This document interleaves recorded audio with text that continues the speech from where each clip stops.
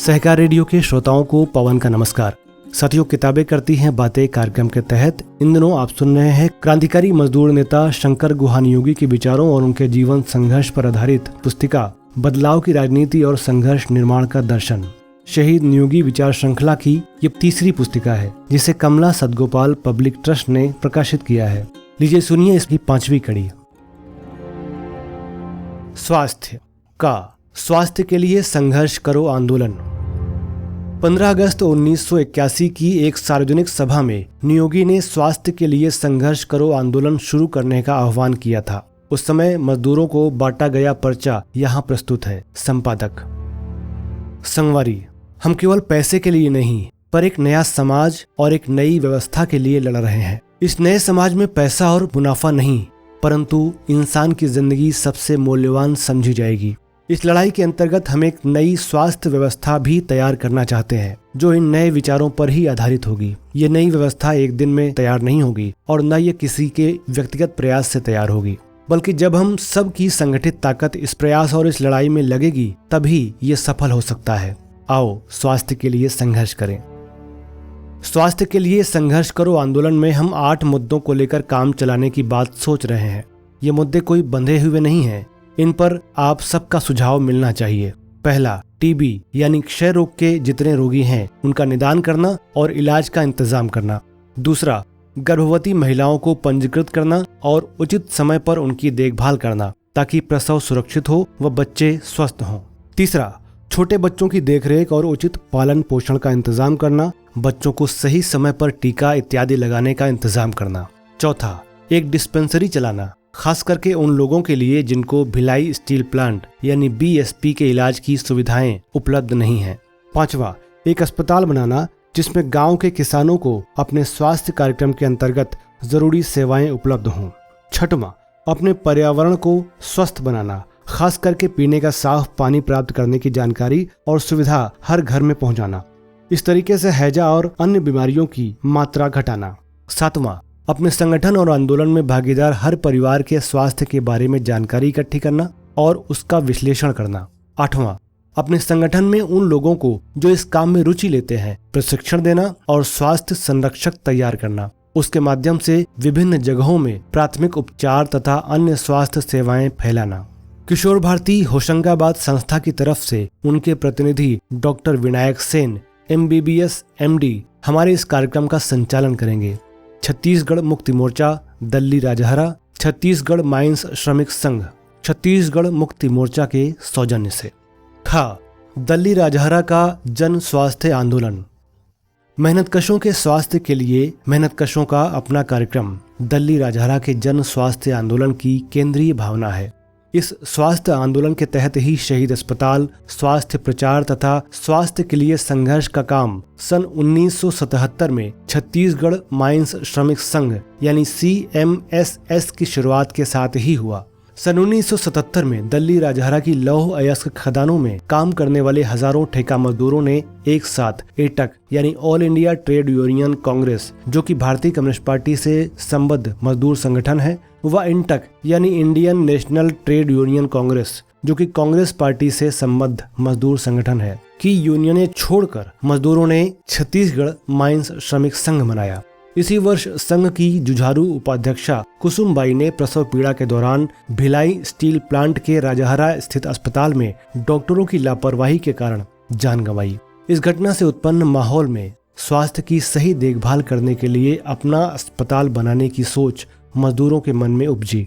ये निर्णय आम ट्रेड यूनियनों के जड़ विचारों और अर्थवाद की जंजीरों को तोड़कर मजदूरों की जिंदगी के हर क्षेत्र में उत्थान का काम करने के CMSS के सोच के साथ पूरी तरह से मेल खाता है। संघ का नारा है संघर्ष के लिए निर्माण, निर्माण के लिए संघर्ष। और इसी सोच के तहत यूनियन के 17 विभिन्न विभागों में से एक विभाग स्वास्थ्य शुरू में ही खोला गया। जन स्वास्थ्य के संघर्ष के तहत ही शहीद अस्पताल का निर्माण हुआ। स्वास्थ्य कार्यक्रम एवं शहीद अस्पताल सहित अन्य सभी निर्माण के कार्यक्रमों का सुधारवादी निर्माण कार्यक्रमों से फर्क ये है कि यहाँ पर हुए सभी निर्माण कार्य किसी न किसी बड़े आंदोलन से उपजे हैं और लगातार उनसे जुड़े हुए हैं तथा यूनियन के संपूर्ण सोच व निर्माण के साथ संघर्ष करते हुए आगे बढ़ रहे हैं। इन सभी कार्यक्रमों से नए समाज की एक झांकी आम जनता को मिलती है। जो नए समाज की रचना के लिए उत्साहित होकर आगे बढ़कर हिस्सा लेती है। जन स्वास्थ्य आंदोलन के तहत शहीद अस्पताल के कार्यक्रम को अपने आप में एक विशिष्ट प्रयोग कहा जा सकता है। इस प्रयोग की कई विशेषताएं हैं, अनुभव हैं, पर साथ ही कुछ कमजोरियां भी हैं। इस प्रयोग पर एक नजर डालने से हमें स्वास्थ्य कार्यक्रम की हिस्सेदारी पर सोचने का मौका मिलेगा। जन स्वास्थ्य कमेटी। राजहरा का जन स्वास्थ्य आंदोलन डॉक्टरों और बुद्धिजीवियों की अनुपस्थिति में तब शुरू हुआ जब अपनी मेहनत से कमाए गए पैसे को शराब द्वारा बर्बाद होने से रोकने के लिए सन 1978-79 में शराबबंदी आंदोलन शुरू हुआ। उसके बाद जन स्वास्थ्य आंदोलन निरंतर आगे बढ़ता गया, जिसके तहत सन 1981 में मदद के लिए आए डॉक्टरों सहित 100 से अधिक मजदूर प्रतिनिधियों की स्वास्थ्य कमेटी बनी। स्वास्थ्य प्रचार यूनियन ऑफिस और गैरेज से चलाया गया। शहीद डिस्पेंसरी और शहीद अस्पताल के सभी कामों में यूनियन के प्रतिनिधि मजदूर महत्वपूर्ण भूमिका निभाते रहे। स्वास्थ्य के लिए संघर्ष का प्रतीक।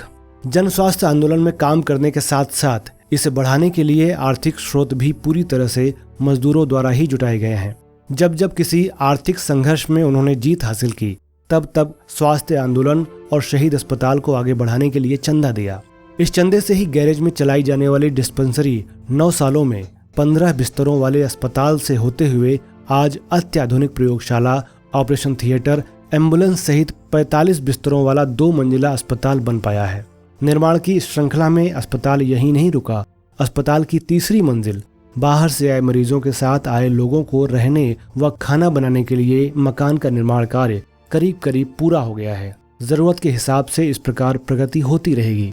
इन 9 सालों में प्रगति की इस रफ्तार को देखकर सरकारी और गैर सरकारी देशी और विदेशी मदद के लिए कई प्रस्ताव बार बार आते रहे, परंतु यूनियन इन प्रस्तावों को ठुकराते हुए खुद के बलबूते पर कार्यक्रम को बढ़ाती रही है।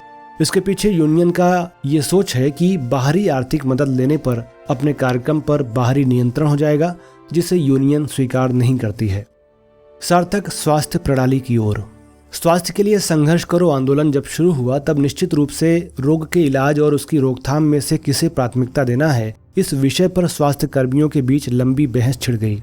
अस्पताल बनाना है या नहीं, इस विषय पर कुछ स्वास्थ्य कर्मियों का मानना था कि अस्पताल बनाने से जन स्वास्थ्य का प्रचार और स्वास्थ्य के लिए संघर्ष का काम पिछड़ जाएगा। परंतु अस्पताल शुरू होने के बाद पिछले 9 सालों का हमारा अनुभव रहा है कि शहीद अस्पताल जन स्वास्थ्य का प्रचार और स्वास्थ्य के लिए संघर्ष के काम में लगे लोगों का विश्वास जीतने में कारगर रहा है। स्थानीय स्वास्थ्य संबंधी अवैज्ञानिक धारणाओं और अंधविश्वासों के खिलाफ तथा मुनाफाखोर डॉक्टरों के द्वारा अवैज्ञानिक तौर तरीकों के इस्तेमाल के खिलाफ वैज्ञानिक, सही, सस्ती और तार्किक चिकित्सा पद्धति के पक्ष में जनमत तैयार करने में डिस्पेंसरी व अस्पताल की भूमिका महत्वपूर्ण एवं मददगार रही है। आज अस्पताल और स्वास्थ्य के लिए संघर्ष एक दूसरे के साथ कंधे से कंधा मिलाकर आगे बढ़ रहे हैं। राजहरा का स्वास्थ्य के लिए संघर्ष का आंदोलन मेहनतकश जनता के अपने अधिकारों के लिए चलने वाले एक बड़े आंदोलन का हिस्सा है। यहाँ आंदोलनरत मजदूरों ने अपने अनुभवों से सीखा है कि अधिकांश स्वास्थ्य समस्याएं मूल रूप से आर्थिक, सामाजिक व सांस्कृतिक समस्याएं हैं और इसलिए अगर मौजूदा ढांचे में बदलाव नहीं होता है तो मौजूदा स्वास्थ्य समस्याएं वैसी की वैसी ही बनी रहेंगी। क्योंकि स्वास्थ्य की समस्याएं अन्य समस्याओं से सीधे सीधे जुड़ी हुई हैं, इसलिए स्वास्थ्य आंदोलन अन्य समस्याओं का हल करने के लिए चलाए गए किसी बड़े सामाजिक आंदोलन का एक हिस्सा ही हो सकता है। सिर्फ स्वास्थ्य आंदोलन का अकेले कोई विशेष प्रभाव नहीं होगा। रहन सहन, खान पान और स्वास्थ्य। गरीब देशों की स्वास्थ्य समस्याओं में सबसे ज्यादा होने वाली एवं खतरनाक बीमारी है उल्टी दस्त। कुपोषित बच्चों में उल्टी दस्त ज्यादा होती है, जो मुख्य रूप से पीने के खराब पानी, सड़े गले या खुले भोजन द्वारा ये बीमारी फैलती है। छोटे छोटे घरों के अस्वस्थ वातावरण में अधिकांश लोग रहते हैं। उनमें कोई भी छूत की बीमारी महामारी का रूप ले लेती है। शरीर में पानी की कमी हो जाने के कारण रोग जानलेवा हो जाता है, लेकिन लोगों के पास यदि नमक शक्कर का शरबत बनाने की जानकारी रहे, शरीर की पानी की कमी की रोकथाम व इलाज आसान हो जाता है। जिन देशों में उल्टी दस्त की बीमारी पर काबू पाया गया है, वहाँ सबके लिए पीने का साफ पानी, रहने को घर, भरपेट भोजन, शिक्षा के इंतजाम के जरिए ही ये संभव हुआ है, यानी आर्थिक सामाजिक परिवर्तन के जरिए। कुछ स्वास्थ्य कार्यक्रम सिर्फ दवाइयों से ही उल्टी दस्त के इलाज पर जोर देते हैं। कुछ सुधारपंथी स्वास्थ्य कार्यक्रम उल्टी दस्त की रोकथाम के लिए पानी उबाल कर पीने को बोलते हैं एवं इलाज के लिए शरबत की बात बोलते हैं। ये कार्यक्रम इस बात पर ध्यान नहीं देते कि जिनके पास पर्याप्त भोजन ही नहीं है वे पानी उबालने के लिए लकड़ी या कोयले का जुगाड़ कैसे करेंगे। इनके स्वास्थ्य प्रचार में पर्याप्त भोजन व आवास स्थल का महत्व आदि विषय गौण रह जाते हैं। उन कार्यक्रमों में पीने का साफ पानी उपलब्ध कराए जाने की मांग दब जाती है।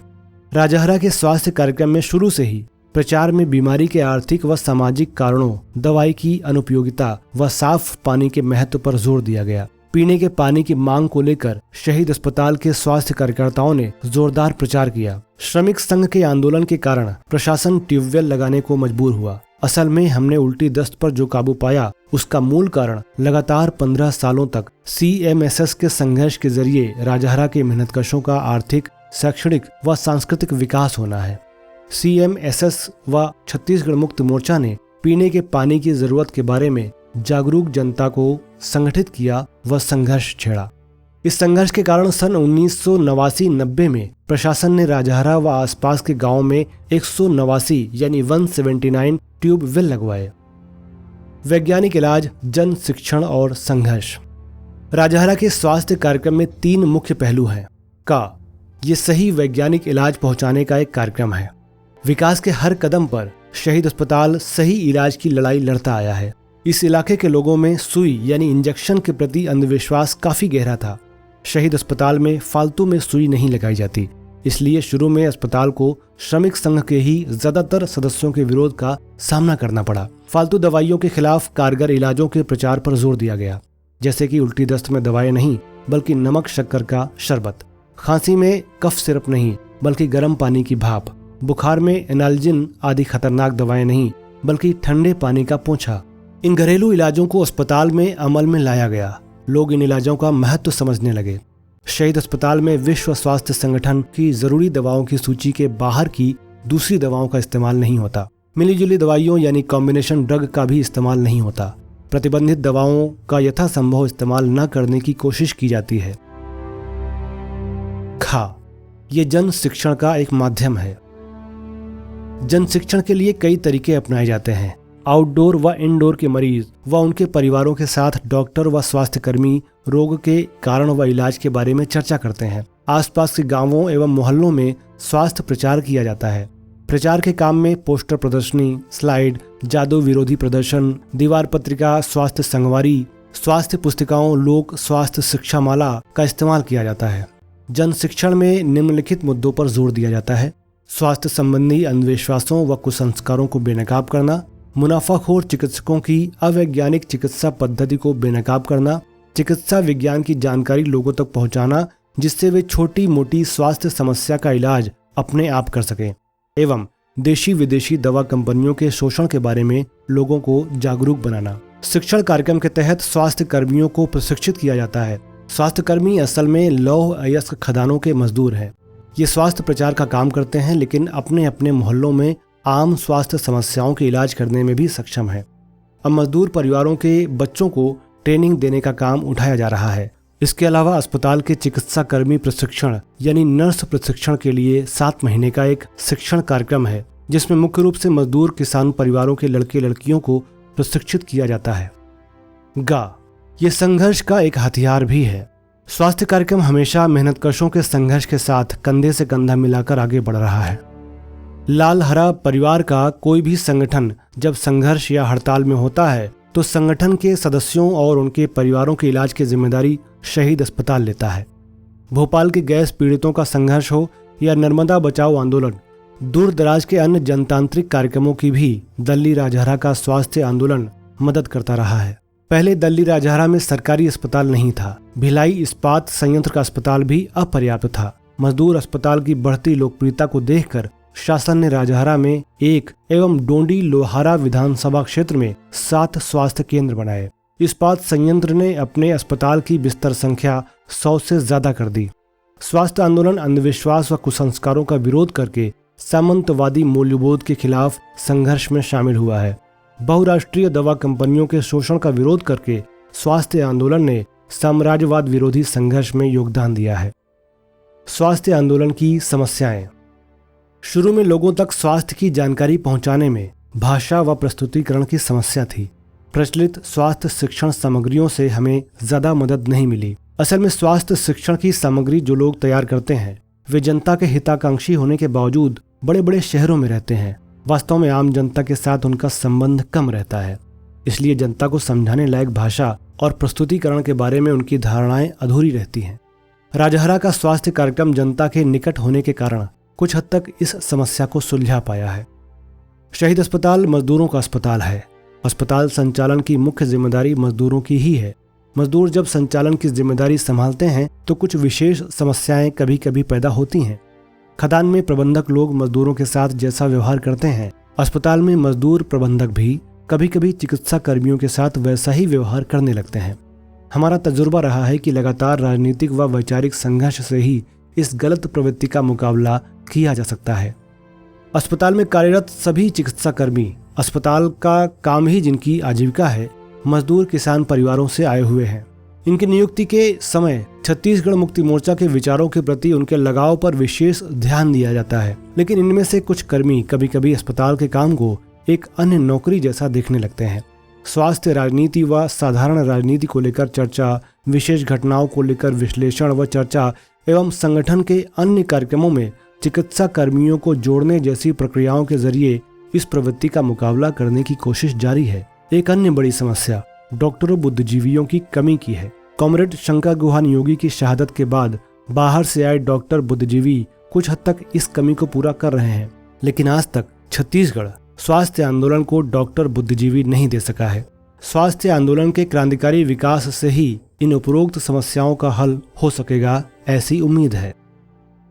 जहां विशेष प्रयास की जरूरत है। निम्नलिखित कुछ मुद्दे ऐसे हैं जिन पर स्वास्थ्य आंदोलन अब तक कुछ नहीं कर पाया है। पहला, छत्तीसगढ़ की देशी इलाज पद्धति के साथ आधुनिक चिकित्सा पद्धति को जोड़ने के बारे में। दूसरा, आधुनिक चिकित्सा विज्ञान के साथ आयुर्वेद, होम्योपैथी व एक्यूपंक्चर को जोड़ने के बारे में। एवं तीसरा, औद्योगिक स्वास्थ्य को लेकर भी कोई खास काम नहीं हुआ है।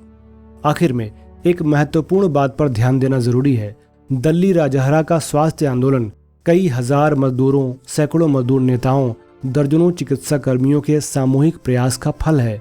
स्वास्थ्य आंदोलन से संबंधित सभी लोग इस बात को हमेशा याद रखते हैं एवं व्यक्तिगत हितों से ऊपर उठकर संगठन व राजनीति को स्थान देते हैं। अस्पताल का खर्चा कहां से आता है?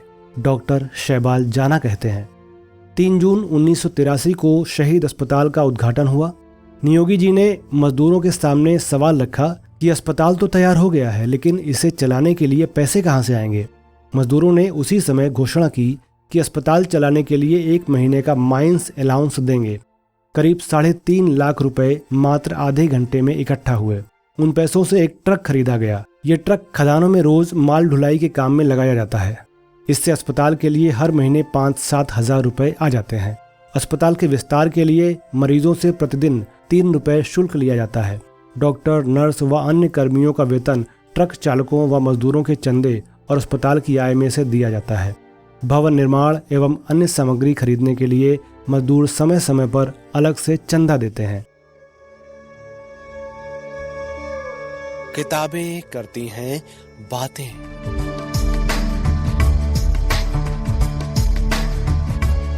आवाज की तरंगों पर मेहनतकश जनता का साहित्य।